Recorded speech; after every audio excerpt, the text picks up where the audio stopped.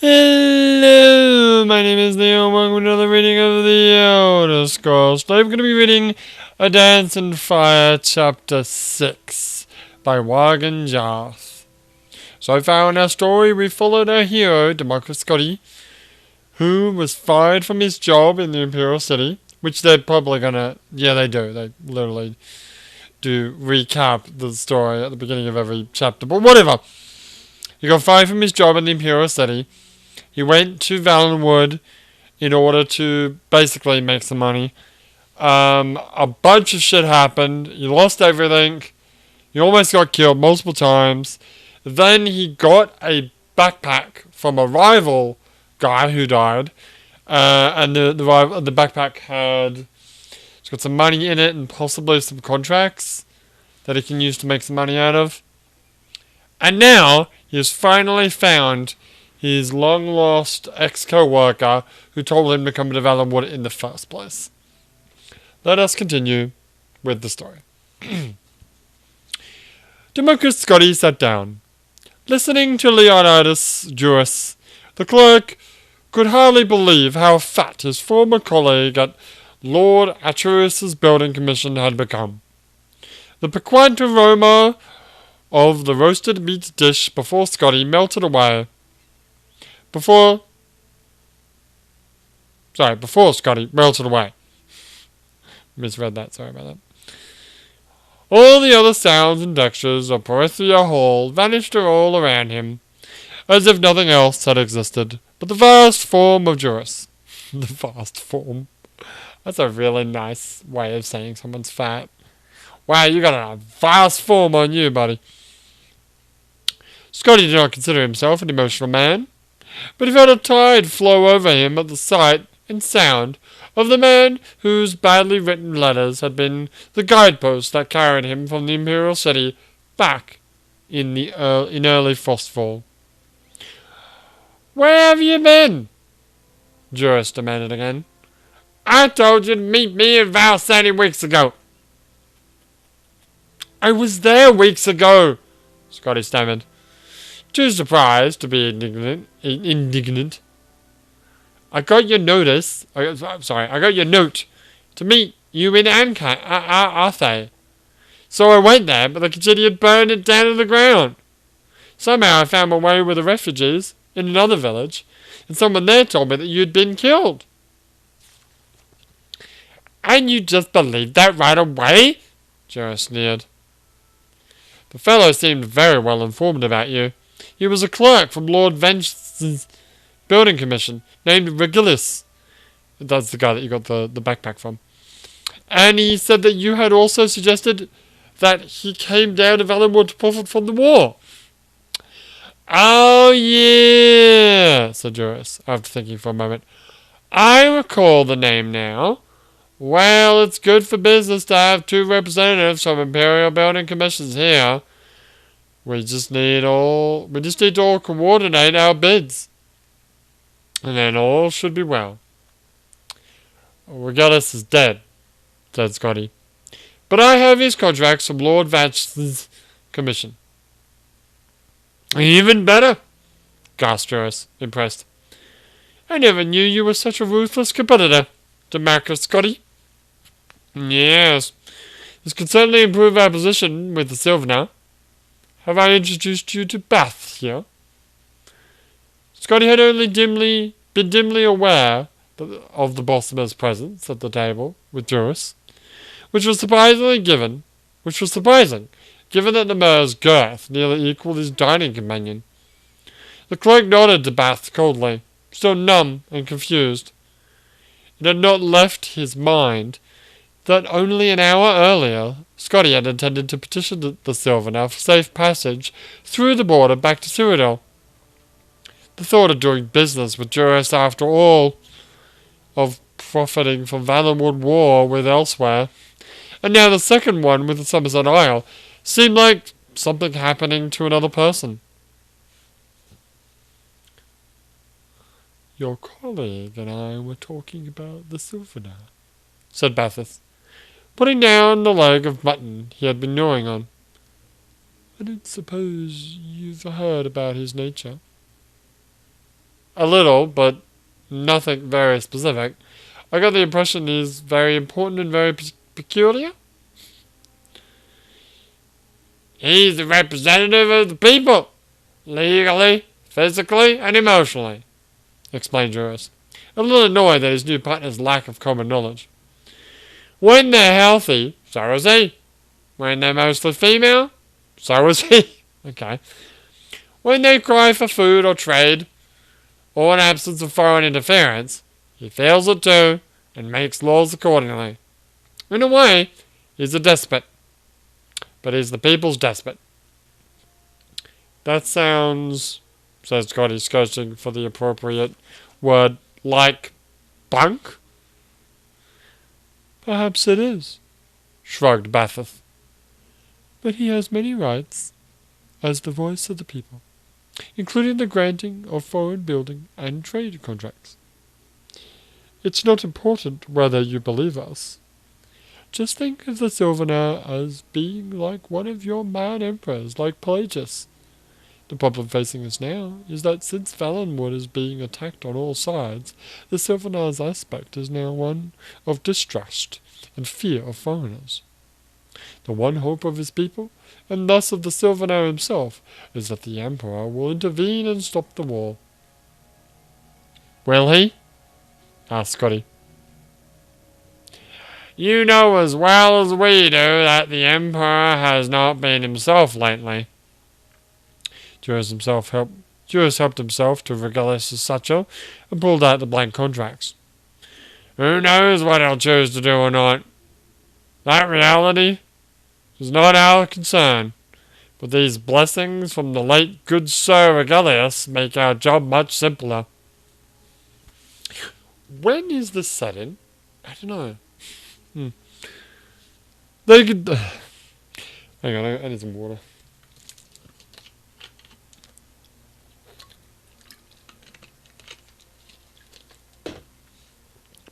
They discussed how they would represent themselves to the Sylvanar into the evening. Scotty ate continuously, but not nearly so much as Juris and Baths. Good enough. When the sun had begun to rise in the hills, its light reddening through the crystal walls of the tavern, Juris and Bath left to their rooms at the palace, granted to them diplomatically in lieu of an actual immediate audience with Sylvanar. Scotty went to his room. He thought about staying up a little longer to ruminate over Juris' plans and see what might be the flaw in them, but upon touching the cool, soft bed, he immediately fell asleep.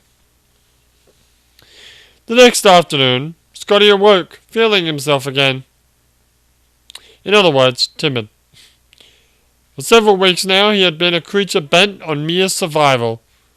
He had been driven to exhaustion, attacked by several jungle beasts, starved, nearly drowned, and forced into discussions of ancient Aldemari poetical works.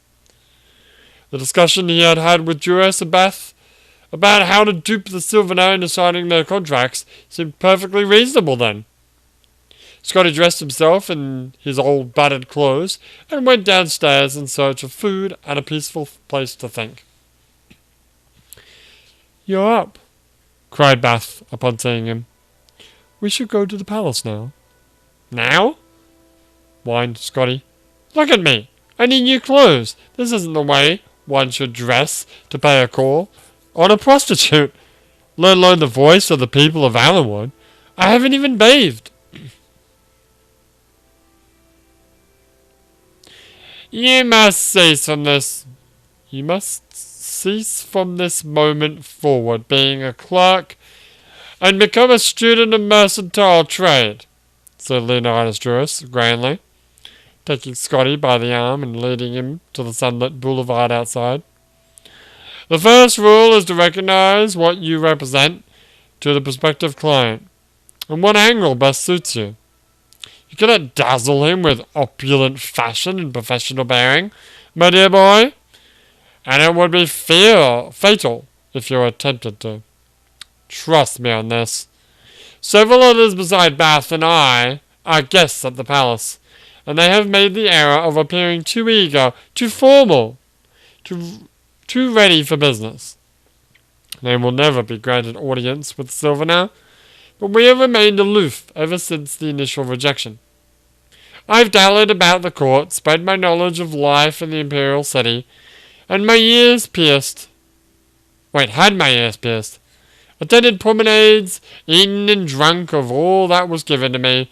I dare say I've put on a pound or two. Bit more than that, but whatever. The message I've sent is clear.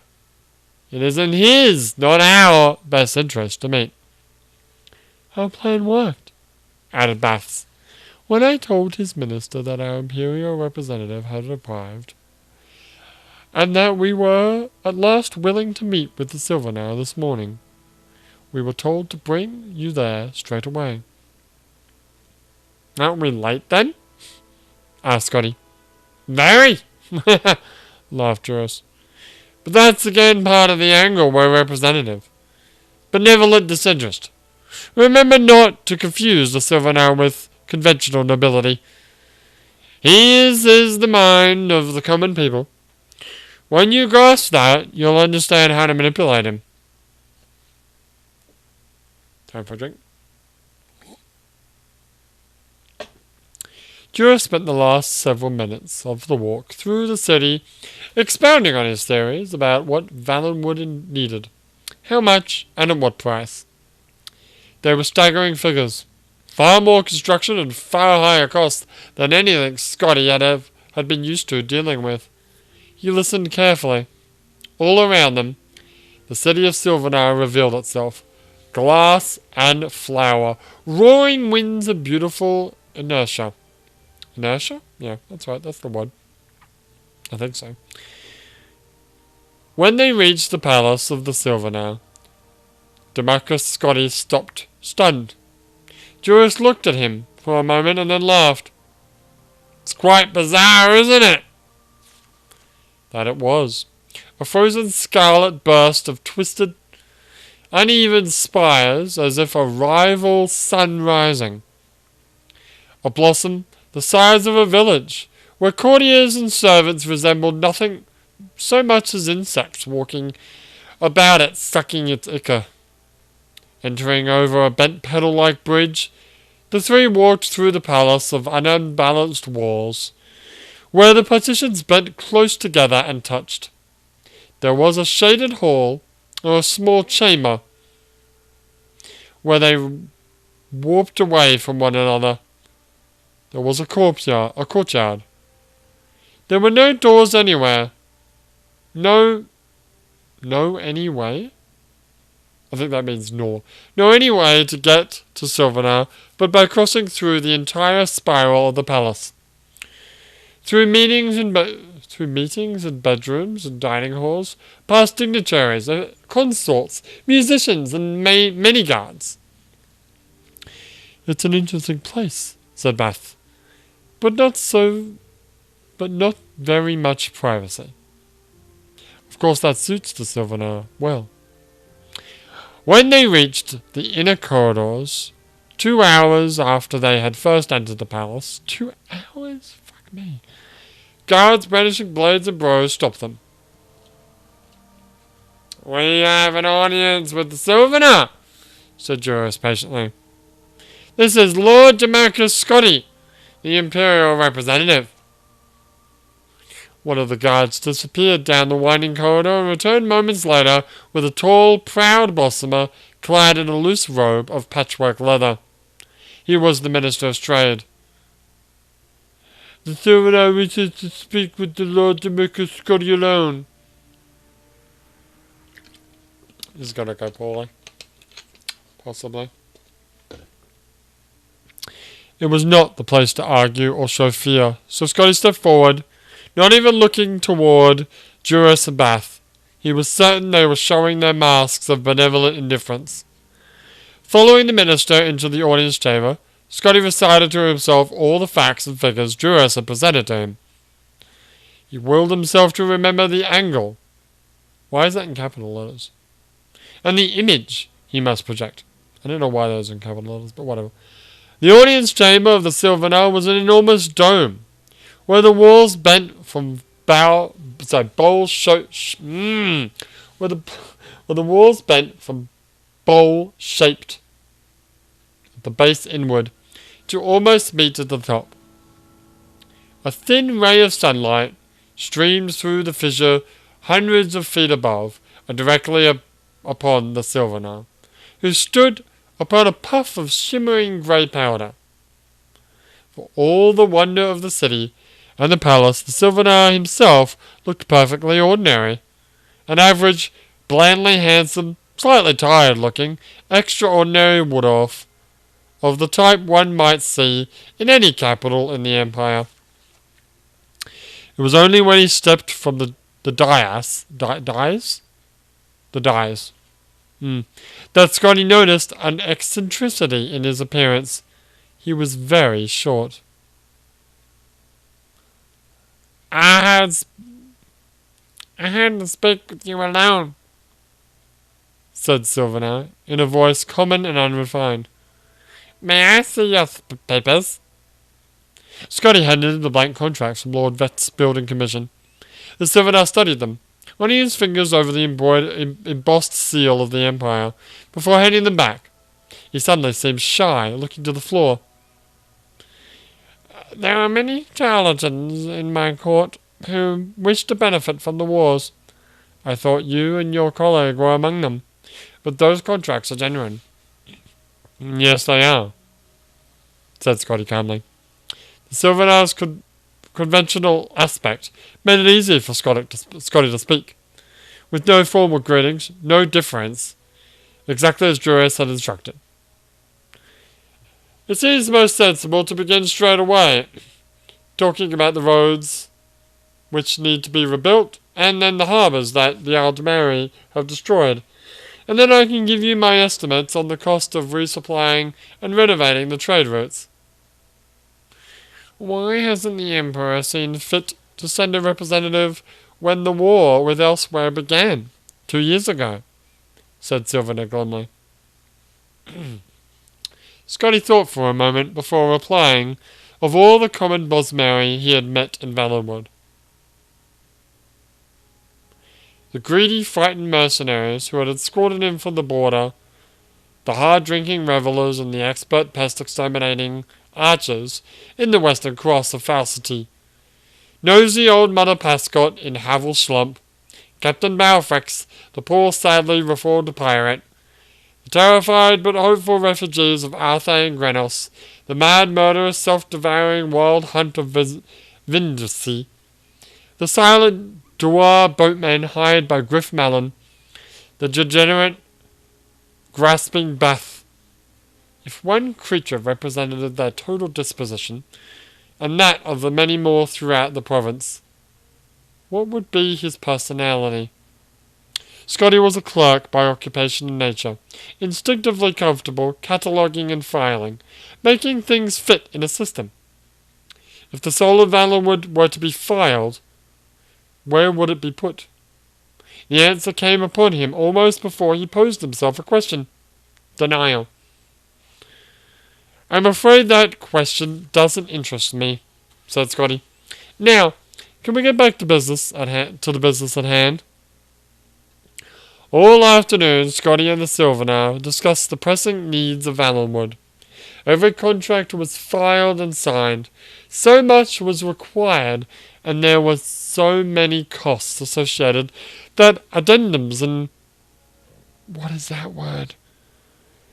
Codicils? Had to be scribbled into the margins of the papers, and those had to be re-signed.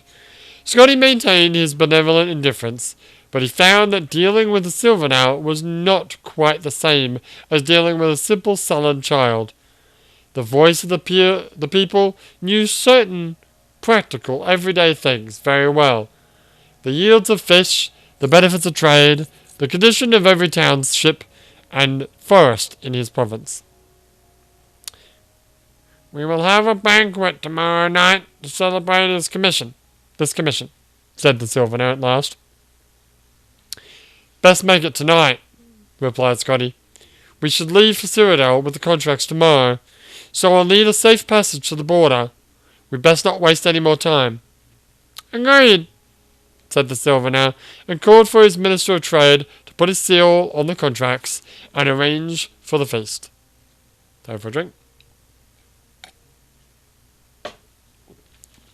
Scotty left the chamber and was greeted by Bath and Jewess. Their faces showed the strain of maintaining the illusion of unconcern for too many hours. As soon as they were out of sight of the guards, they begged Scotty to tell them all. When he showed them the contract, Bath began weeping with delight. Anything about the Sylvaner that surprised you? Asked Jewess. I hadn't expected him to be half my height. Was he? Jewess asked, mildly surprised. He must have shrunk since I tried to have an audience with him earlier. Maybe there was something to all this nonsense about him being affected by the plight of his people. Wait a second. So that was the end of Chapter 6 of A Dance in Fire. I have a quick question, and I have a feeling I'm going to make a slight prediction on a plot twist. I don't think the person that we were just talking to, or rather, Scotty was just talking to. No, I shouldn't talk about myself. Scotty in the first person. I have a funny feeling the person that Scotty was just talking to, that was quote-unquote the Sylvaner, wasn't actually the Sylvaner. Because Jairus just said that, yeah, he wasn't as short as what Scotty said he was. I smell a plot twist of, what's his name? Shit. What's his name? The plot twist squire. Sixth Sense. Come on, you can do it. He was also the director of, The Last Airbender, wasn't he? Who are you talking about? Oh my god! You can't remember, can you? What was his name? Shit, I've lost it.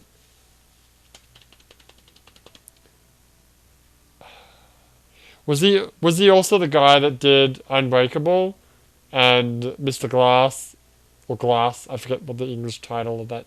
I think the English title was Glass and the Japanese title was actually Mr. Glass. And Broken. Not Broken, oh god, Split? Was that the name of the movie? Yeah. Oh my god, what's the guy's name? Shit! We can't end this book reading until I can figure out what the guy's name was. Keep drinking, maybe it'll come to you.